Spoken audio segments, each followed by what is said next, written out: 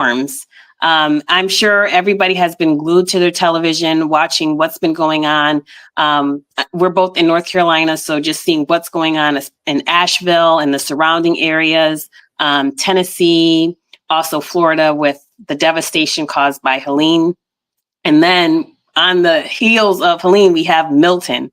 And so I'm sure a lot of people are just exhausted by all of this, just the storms, and just you're trying to put all the pieces back together just in time for the meteorologist to say, guess what, guys, we have another hurricane on the horizon. And this is the route that it looks like it's taking. So that can be very scary. I know, Chevelle, when I saw the devastation, the aftermath of Helene, I was in shock. I couldn't believe that took place in North Carolina.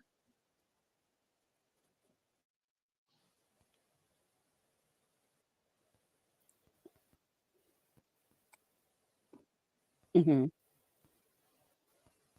Yeah, definitely. That storm hit us. Thank God, we both were in safe, areas. Well, Mm-hmm. I'll say safer, Mm-hmm. because where the area that I live, central North Carolina, there was a lot of trees that fell down and everything.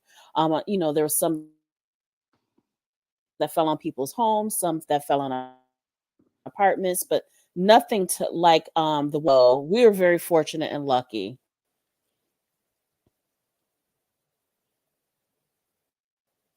Yeah, I'm sorry. I think there's a delay, but that's all right. We'll work through. We showed up. We're here. It's all good.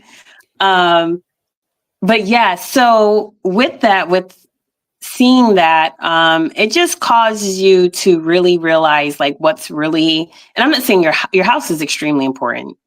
That's the place that's where you go, that's safety. That's where you have family gatherings. And so that is devastating, just seeing a tree come through your house or your home being washed away or just other types of flood damage that can occur during these storms. And it was very tough to watch, and I can't even imagine going through it. But mentally, that can take a toll on, of course, on the people that are going through it, whether directly or your family member is going through it, but also just us watching. What did you feel just seeing that, Chevelle, like seeing the homes, seeing the devastation, and then you hear like another storm, this Milton is coming. And even though it's all the way in Florida, you're like, oh my God, like now what?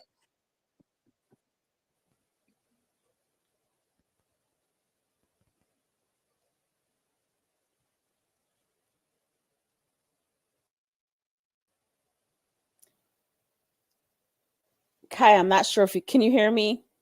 Yes. Okay. Yeah, I I don't just know what think is it doing over there's here, a but it's like I delay. can hear you, but okay. Okay. So I want you guys to understand there's a delay. So I'm not just sitting here staring. I'm waiting until I can hear Kai finish her sentence, which is probably like a couple. Then I'm gonna jump in. Okay. So I didn't hear everything that Kai said, but whatever she said, I totally agree with it. And yes, I think she was talking about the fears, just going with the storms. Um, and I don't know if I can jump in and just talk about some of the things we can that would help dealing with that on like, Sure. mentally experiencing that. Okay, so I think some of the things that, we just have to recognize that, our natural feeling and anxiety during the storms. I think, just storms in general, but what we're seeing, regardless if you believe in global warming or not, one thing I think we both can agree on is that the storms are getting worse. And they're getting stronger. So, I want people to validate those feelings despite what you believe about, the weather, global warming. But we just have to acknowledge that. And I think that's the first step of dealing with any type of like anxiety that we having inside. So let's just look at the cause of anxiety. With these storms, like Kai was saying with the Helene, then we just had Milton, that's I think is went through Florida yesterday and last night. you know these storms can trigger that flight or fight response due to being unpredictable.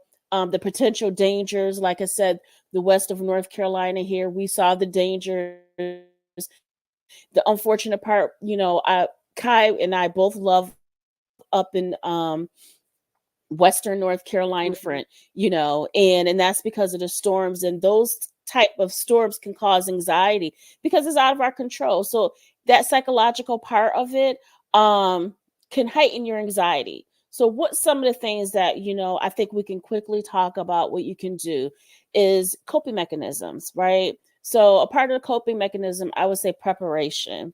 We prepare in our house. I'm quite sure you are preparing in your house, when storms are coming.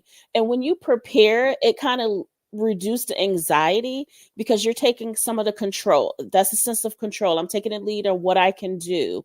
Think about emergency routes if you do have to leave. Have a communication plan with your family. I don't know, what's some of the things you do, Kai, to prepare? Would like to cope with that. Yeah, I think one thing is like knowing where like our important documents are.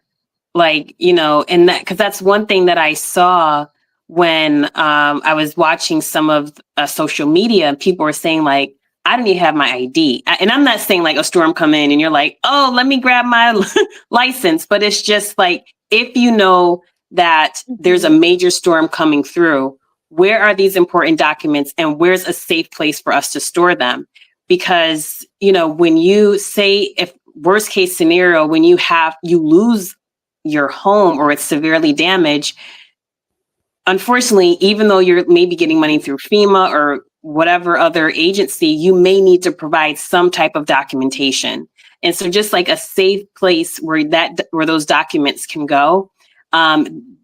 Best case scenario, it's in a location that is easily you can grab to while you then Mhm. evacuate and go to a place that's safer.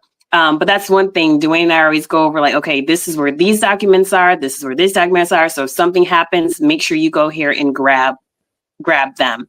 And like, I love what you said, like having a plan in place if something Mhm. happens, there's a storm happening.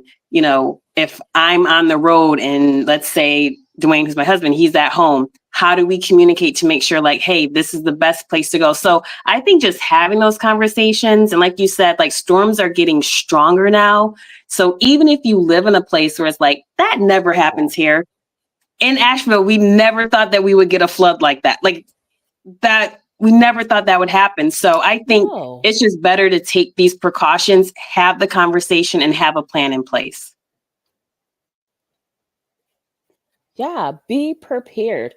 One of the things we did in our family, because we're from New York, so when we moved from New York down here, one of the things I said, okay, we don't have, at the time when we moved 10 years ago, we didn't have family that was close.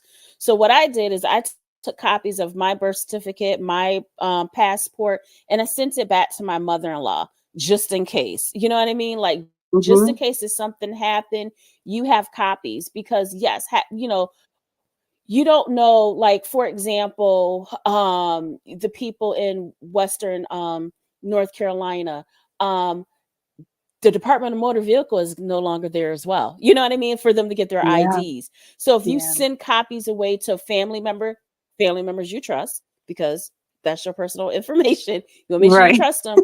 But they can have copies of that. But I like your ideas, like having a place that where you can grab them and putting them in, like, what do you call them, a freezer bag.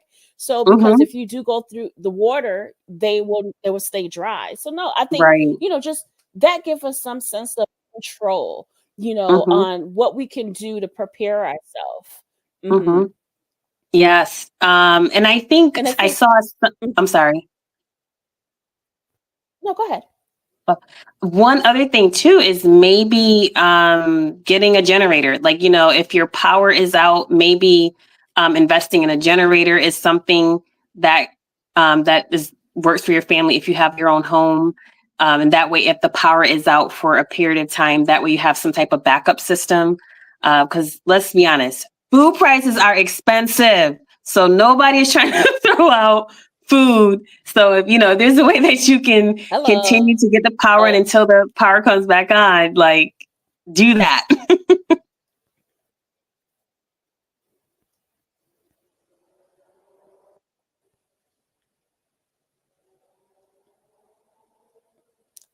Yes. It went out again. I don't know if you can hear me, but I agree with everything you said. So Everybody listen, Chevelle says I'm always right.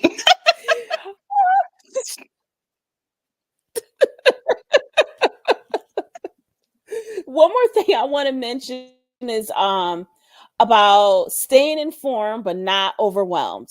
So I encourage you when you're preparing, for these storms, I want to encourage you to be up to date with reliable information, but also you need to avoid, that over consume of storm news, because that also, sometimes I love the media, but also the other part of the media, they sensationalize the media that's coming through with the storms, so be informed, but limit yourself in checking for updates. Like, because if you just check for updates, that help prevent some of the anxiety cycle that you can go through. We'll talk more about dealing with the media, but I just be informed, but not overwhelmed. Right. I like that. I like that you said that. Be informed, but not overwhelmed. And it's in this 24-hour news cycle, it's easy to get overwhelmed because if you're not watching TV, then you can get the news sent to your phone, right? You can get it on your Facebook feed. You can get it just pop up on your phone. You maybe not even in an app, but it's just coming up on your phone, the latest news of what's going on. So maybe it's putting up some of those blockers on your phone so you're not getting so much news. You have to really be proactive when it's like, okay, I'm going in, I'm reading too much. And to be honest with you, that happened to Dwayne and I. And this was around the time that we were looking for a new home. And so we were like, okay, we want to buy our own house. But we were watching so many different people giving so much different information about now's not the right time. You need to wait. And then other people are like, no, don't wait now. If you wait, then you'll never get your house. And other people are like, no, because the housing market. And so we just became paralyzed because we're like, I don't know who to believe because everybody is so convincing of what they're saying. And so we just had to come together and say, all right, listen, what's best for us? And that's the path that we decided to go down, or else you'll be stuck. And then just not making a decision is making a decision. Exactly. I love that. Not making a decision is making a decision. Yes. Yes. And so, so with that being said, and the only lag that I want. You're good. That was that lag.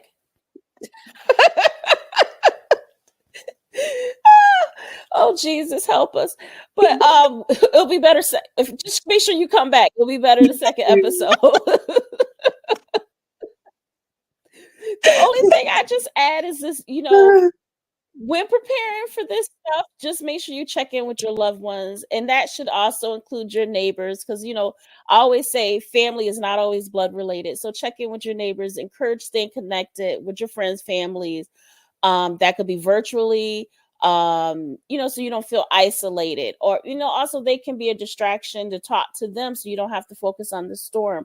But having a plan, making sure they know your plan, because if you're going through the storm and they're going through the storm, and then if they're in like a safe area, they're going to be concerned about you. So making sure that, your friends and family know your plan so they know where to check, to make sure that you're okay. And at the end of the day, we know that with the recent storms, this is not the end of them. We're just the beginning of storm season.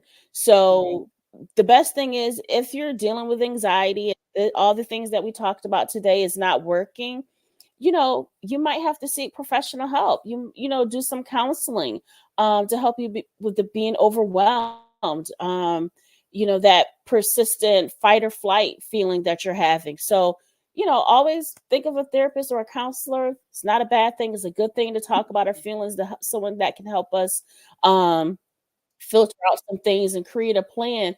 And again, natural disasters is going to be coming. So I just want you to be prepared. And if you need a little extra help, it's okay. It's okay. Right. So true. We don't have to bottle up our emotions, our feelings. We can, and that's our goal here is to create community where people can share